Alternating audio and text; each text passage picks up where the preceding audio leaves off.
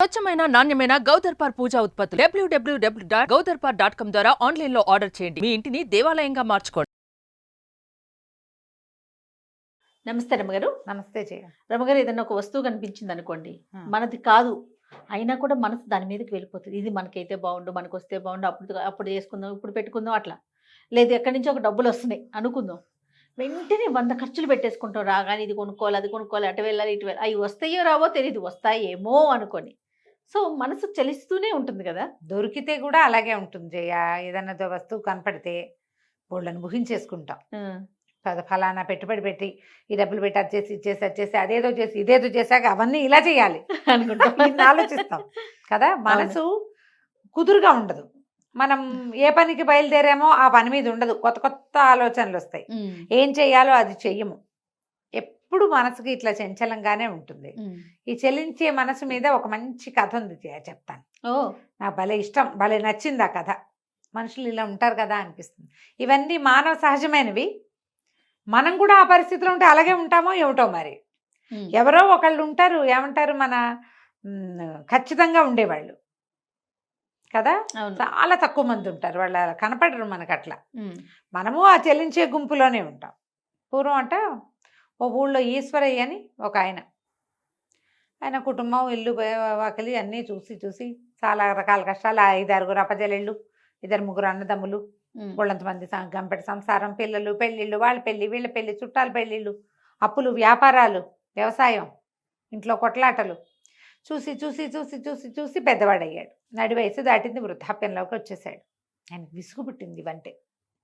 ఇక ఇల్లు వదిలిపెట్టి బాధ్యతలు పిల్లలకు అప్పచెప్పేసి కాశీ వెళ్ళి విశ్వేశ్వరుడి దర్శనం చేసుకుని చివరి జీవితం చరమాంకాన్ని చరితార్థం చేసుకుందాం అనుకున్నాడు కదా. మంచి ఆలోచనే. సరే ఆయన బయలుదేరాడు. ఆయన వెళ్తుంటే అప్పుడు ఏమిటి, ఆ కాలినడక నడుచుకుంటూ పోవటమే. ఈ కాశీ వెళ్ళే వాళ్ళు ఎప్పుడు కూడా యాత్రలకి ఒంటరిగా వెళ్ళకూడదు అంటారు. ఆ దారిని పోతే ఎవరో ఒకళ్ళు దొరుకుతారులే యాత్రికులు అనుకుని బయలుదేరాడు ఒంటరిగా. తీర్థయాత్ర కాదుగా, చరమయాత్ర, ఈయన అంతిమయాత్ర లాంటిదే ఇంచుమించుగా. వెళ్ళిపోదాం అనుకున్నాడు, ఏదైతే అదవుతుందని. అయితే ఈయనకు ఒక 3 దొరికారు ప్రయాణికులు. వీళ్ళు కూడా ఇతను వెళ్తున్న దారి గుండానే కాశీకి బయలుదేరారు. ఈ బయలుదేరిన వాళ్ళలో ఒక అతను పర్వతయ్య. ఈయన శెట్టి గారు బాగా సంపాదించాడు. ఒక రకమైన విసుగు పుట్టింది డబ్బు వల్ల వచ్చే సమస్యలు. ఈ దాచటము, ఇక ఇది చేయటము, బ్లాక్ చేయటము, బ్లాక్ మార్కెటింగ్ అదే కదా. ఇవన్నీ తలకాయ నొప్పులు, అసహ్యం పుట్టింది జీవితం మీద. అందుకని కాశీకి వెళ్ళొద్దామని బయలుదేరాడు. ఇంకో 2 కుర్రాళ్ళు, వీళ్ళిద్దరు అన్నదమ్ములు. ఒకడు చంద్రయ్య, ఇంకొకడు సూరయ్య. చంద్రయ్య కాశీ వెళ్ళి ఏదైనా వ్యాపారం చేసుకుందాం, ఏదైనా చిన్న కొట్టు పెట్టుకుందామని కొద్దిపాటి డబ్బు సర్దుకుని వెళ్తున్నాడు. సూరయ్యకి చదువుకోవాలని ఉంది.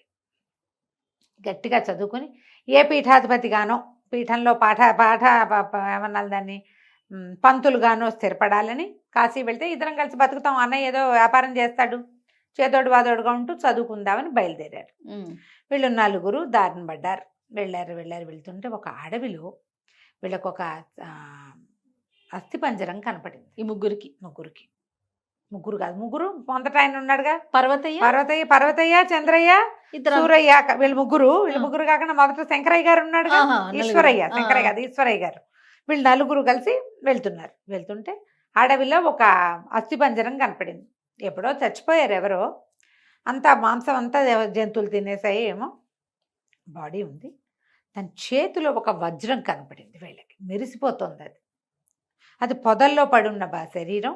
వీళ్ళు ఎండ వెళ్ళేటప్పుడు వెళ్ళేసరికి అలా ఎండ దాని మీద పడి వెలుగొస్తుంది, రిఫ్లెక్ట్ అవుతుంది కదా. దగ్గరికి వెళ్ళి చూశారు. ఈశ్వరయ్య గారికి అసహ్యం పుట్టింది. మృతకళేబరం ఎవరిదో ఏమిటో, ఆ ఎముకల మధ్యలో ఉన్నదాన్ని చూసేదేమిటి అనిపించింది ఆయనకి. కానీ మిగిలిన 3కి ఉత్సాహం వచ్చింది. దగ్గరికి వెళ్ళారు. వెళ్ళి చూసి దాన్ని అలాగా కర్రపలు పెట్టి యువతలకి లాగి ఆ వజ్రాన్ని తీసుకున్నారు. కాస్త నీళ్లు చల్లి దాని మీద చేతిలోకి తీసుకుని, ఈ పర్వతయ్య గారు వ్యాపారస్తుడు, శెట్టి గారు అని చెప్పాక బంగారు వ్యాపారం ఉంది. ఆయన బాగా పరిశీలించి దీని కోణాలు, వెలుగు, ఎండలో పెడితే ఇలా పెట్టి చూసామనుకో, ఎండ వైపుకి ఒక కన్ను మూసుకొని చూడాలి. ఇట్లా చూస్తే లోపల నలకలు, గీతలు ఏమీ లేవు. ఖరీదైన వజ్రం ఇది. ఎవరికో దొరికింది, ఏ పులివాతో పడ్డాడు, అంతే కదా. సరే వెళ్ళాక మనం 4 పంచుకుందాం. ఈశ్వరయ్య గారికి కావాలని లేదు, వద్దని లేదు. వీళ్ళ Okay. ముగ్గురికి మాత్రం కావాలని ఉంది. ఏమనిపించింది, పర్వతయ్య ఎంతో కొంతకు అమ్మి డబ్బులు సంపాదించుకోవచ్చు అనుకున్నాడు. ఆయన ఎందుకు వచ్చాడు ఇక్కడికి? వ్యాపారం అంటే విసుగు పుట్టి వచ్చి కూడా మళ్ళీ మళ్ళీ వస్తువు ఆశ కనపడగా పుట్టింది. ఆ బిజినెస్ గుణం అదనమాట. అది దీన్ని ఎంత కమ్మచ్చు, ఎక్కడ అమ్మచ్చు, ఏ ఊళ్ళో వెళ్తే ఎంత లాభం వస్తుంది, అవన్నీ మాట్లాడాడు. కుర్రాళ్ళిద్దరు, ఒకడేమో బడ్డీ కొట్టు పెట్టుకోదలుచుకున్నవాడు. వాడికి వజ్రం వ్యాపారం ఎందుకు అక్కర్లేదు, వాడి దగ్గర డబ్బులు ఉన్నాయి. రెండో వాడు చదువుకోవటానికి బయలుదేరాడు. వీడంటాడు చంద్రయ్య అనుకున్నాడు, ఎంత కొట్టు పెడితే ఇది ఇంత డబ్బు వస్తుంది నాకు, 10 పావలాలు వస్తాయి, అంతకంటే ఏం రాదు. ఇదైతే లక్షలు వచ్చేందుకు మార్గం ఉంది. కనీసం 1,00,000 కాకపోతే ఆ రోజుల్లో ఒక 5,000 వరహాలకు అమ్మినా తలా ఒక 1,250 వరహాలు వస్తాయా? వరహ అంటే ఒక సంవత్సరం వెళ్ళిపోతుంది ఒక కుటుంబానికి. అబ్బా, మరి బంగారం వీళ్ళకి ఏముంది జయ, కానీ పెడితే నూనె వచ్చేదిట ఆ రోజు. మనకు అసలు తెలియని కూడా తెలియదు. అక్కడి నుంచి సూరయ్య అనుకున్నాడు, ఏ పాఠశాలలో చదువుకుని పీఠాధిపతి అయితే మాత్రం నెలకు నాకు ఎంత జీతం వస్తుంది, అంతే కదా, అంత డబ్బు అని ఆలోచించుకున్నారు. ముగ్గురికి వచ్చింది. 4 బయలుదేరారు. అమ్మయ్య అనుకున్నారు. 4 ఆయనకి ఏమీ ఆశ లేదు, ఏం లేదు, ఉంటే ఉందిలేదు. ఎక్కడికో వెళ్ళారు. బాగా ముందుకు నడిచి రాత్రి ఒక మర్రి చెట్టు కిందకి చేరారు. సరే ఏమనుకున్నారు, ఇంకో కుర్రాడిని చెట్టుకి ఇక్కడ ఏమన్నా చుట్టుపక్కల ఊళ్ళు ఉన్నాయో చూడమంటే, అందరికంటే చిన్నవాడుగా సూరయ్య, వాడు గబగబా చెట్టుకి పైకి చూసి చుట్టుపక్కల ఏమీ కనిపించట్లేదు, రాత్రికి ఇక్కడే పడుకుందాం. మన దగ్గర వీళ్ళు ఏం చేస్తున్నారు, ఏదైనా ఊళ్ళల్లోకి ఆగినప్పుడు రాత్రికి ఇంకో పూటకి సరిపడా ఏమైనా తెచ్చుకుంటున్నారు తలా కాస్త. సరే అన్నాడు, ఇక్కడే మంట పెట్టుకుని పడుకుందామని చెప్పేసి చక్కగా మంట పెట్టుకుని ఒక మంట వేసుకుని గంటకు ఒకళ్ళు 2 గంటలకు ఒకళ్ళు చొప్పున కాపలా ఉండేలాగా పెట్టుకున్నారు. వీళ్ళు ఏం చేశారంటే 2 గంటలకు ఒకళ్ళు మెలకుగా ఉండేటట్టుగా కాపలా కాసేటట్టుగా, మరి జంతువులు వస్తాయి కదా, అందుకని ఒక 3 పడుకున్నారనుకో, ఒకడు కాపలా కాస్తాడు, నిప్పు ఎగసం తోస్తూ ఉంటాడు.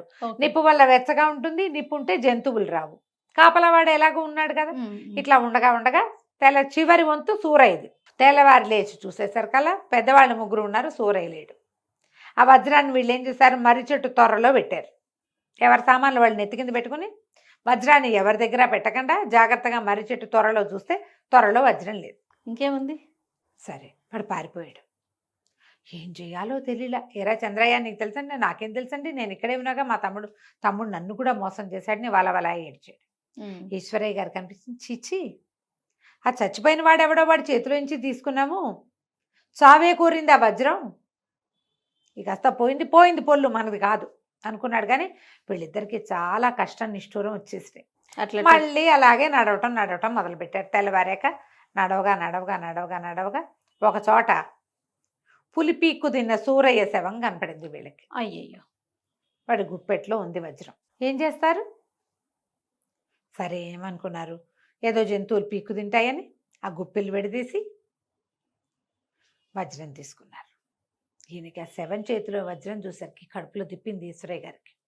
వద్దనుకున్నాడు కానీ వాళ్ళు వినలేదు. సరే 3 బయలుదేరారు. వెళ్ళగా వీళ్ళకి ఒక ఊరు తగిలింది.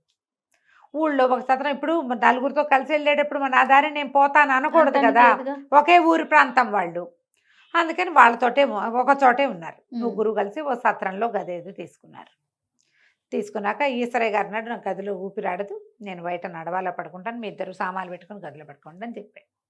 వాళ్ళిద్దరు లోపల పెట్టుకుని ఏమనుకున్నారు, 3 వాటాలు ఎట్లా వేస్తామండి, 2 వాటాలు అయితే సులువు, 50-50. ఓహో, 1/3 చేయడం కష్టం, ఆడ్ సంఖ్యలు వస్తాయి కదా, 1/4 ఈజీ. 4 వాడేటకు పోయాడు, ఇప్పుడు 3 వద్దు, 1/2 చేసుకుందాం, 1/2 చేసుకుందాం, మనం వెళ్ళిపోదాం అనుకున్నారు. అయితే వీళ్ళిద్దరూ ఆ గదిలో కూర్చొని సమాలోచన చేస్తున్నప్పుడు ఈశ్వరయ్య గారు బయట ఉండిపోయాడు. ఆయనకి ధ్యాస లేదు, కానీ ఎవరో వీళ్ళ మాటలు విన్నారు. సరే ఈయన పడుకున్నాడు, దారిని ఆయన నిద్రపోయాడు. తెల్లవారేసరికి తెల్లారింది, ఈయన లేచి పళ్ళు తోముకున్నాడు, ఏదో ఆ సత్రం వాళ్ళు ఇచ్చిన కాస్త గంజి ఏదో తాగాడు. మా వాళ్ళు ఇంకా లేవలేదేమిటి అని చెప్పి లోపలికి వచ్చి తలుపు కొట్టాడు. తలుపు తెరుచుకునేసరికల్లా ఏముంది, వీడు చంద్రయ్యను పర్వతయ్య చచ్చిపడి ఉన్నారు. అయ్యో, ఇలా దిబోమన్నాడు సత్రం వాడు. అంతా వెతికారు. ఈయనకు అర్థమైంది, ఎవరో ఆ వజ్రం కోసం వీళ్ళిద్దరిని చంపేశారు. ఏం చెయ్యాలి బాబు, మీకు ఏమన్నా చుట్టాలంటే చుట్టాలి కదండి, దారిలో కలిసా మా ఊరు వైపు వాళ్ళేను, సరే ఇక వాళ్ళకి కాశీ ప్రయాణంలో చచ్చిపోవాలని ఉంది, ఏం చేస్తాను. ఈయన కూడా ఈశ్వరయ్య గారు తన సంచులు గదిలో పెట్టుకున్నాడు, తన సంచి తన భుజాన్ని వేసుకుని బయలుదేరి వెళ్ళిపోయాడు. ఈ వెళ్ళేటప్పుడు కాశీ వెళ్ళేందుకు కొంతమంది సాధువులు, తర్వాత 2-3 ఫకీర్లు వెళ్తుంటే మళ్ళీ వాళ్ళతో కలిసాడు. వాళ్ళతో కలిసి వెళ్ళటం మొదలుపెట్టాడు. వెళ్ళగా వెళ్ళగా వెళ్ళగా వెళ్ళగా వెళ్ళగా ఆయనకి ఒక అడవి మార్గాన్ని పట్టాక ఒకడెవడో చచ్చి పడి ఉన్నవాడు కనిపించాడు. వాడి చేతిలో వజ్రం ఉంది. ఓకే. వీడు ఏం చేశాడు, సత్రం వాళ్ళిద్దరి దగ్గర వాళ్ళిద్దరిని ఆయన అటువైపు తలకాయ కూడా తిప్పి చూడలేదు. చూడలా. ఎంతమంది చచ్చిపోయారు మరి పైగా నేనేదో జీవితం వద్దనుకుని కాశీకి వెళ్తూ మళ్ళీ ఎందుకు ఇలా ఆశపడాలి, భగవంతుడు ఇస్తాడని నమ్మి కదా వాళ్ళు బయలుదేరారు. వీళ్ళు బయలుదేరిన వాళ్ళు ముగ్గురు దుర్మరణాల పాలే అయిపోయారు. నేనెందుకు చేయాలి, స్థితప్రజ్ఞుడిగా ఉండద్దా మనుషుడు అయిన వాడు. ఖచ్చితంగా మందేదో అదే మంది, నేనేదో 10 రూపాయలు తెచ్చుకున్నా, దారిలో ఏది దొరికితే అది ఉంటుంది, అక్కడ ఏది ఉంటే అది ఉంటుంది. తెచ్చిన 10 రూపాయలు నేను గుళ్ళోనే వేసేస్తా. అన్నం పెట్టదలుచుకుంటే భగవంతుడికి గుప్పెడు అన్నమే తక్కువ నాకు పెట్టడానికి. ఇంత ఇన్ని వేల జీవకోట్లకి అన్నం పెట్టే దేవుడు నాకు పెట్టడు, నాకు కూడా పెడతాడు ఎక్కడో చోట. నిశ్శబ్దంగా వెళ్ళిపోయాడు. ఆ ఫకీర్లు అందరూ ఎవరినైనా అని అడిగారు, ఎవరో బాబు పాపం చచ్చిపోయాడు మనకెందుకులేండి, కామ్గా కాశీ వెళ్ళిపోయాడు. స్థితప్రజ్ఞుడు. ఆయన మనసు చెలించల. మనం ఏం చేస్తామంటే ఎప్పుడు కూడా ఏదైనా ఒకదానికి ఆశపడతాం, దీనివల్ల ఏమొస్తుంది ఏం రావచ్చు అనేది ఎప్పుడు ఆలోచించరు. ముందు ఏమొస్తుందో ఆలోచిస్తే తర్వాత ఏం చెయ్యాలో ఆలోచించవచ్చు. కదా, మనసుని చెలించనివ్వకండి. మీది ఏదో అది మీ చేతిలోకి వస్తుంది. ఖచ్చితంగా అక్కడెక్కడో ఉన్నది తీసుకుంటే అది మీదవదు. అది మీకోసం పెట్టబడలా, మీకోసం పెట్టబడేది మీ చేతిలోకి వస్తుంది. ఎవరి దానికోసమో ఆశపడితే దురాశ దుఃఖమునకు చేటు. చాలా బాగుంది రమ్మ గారు. నమస్తే. నమస్తే.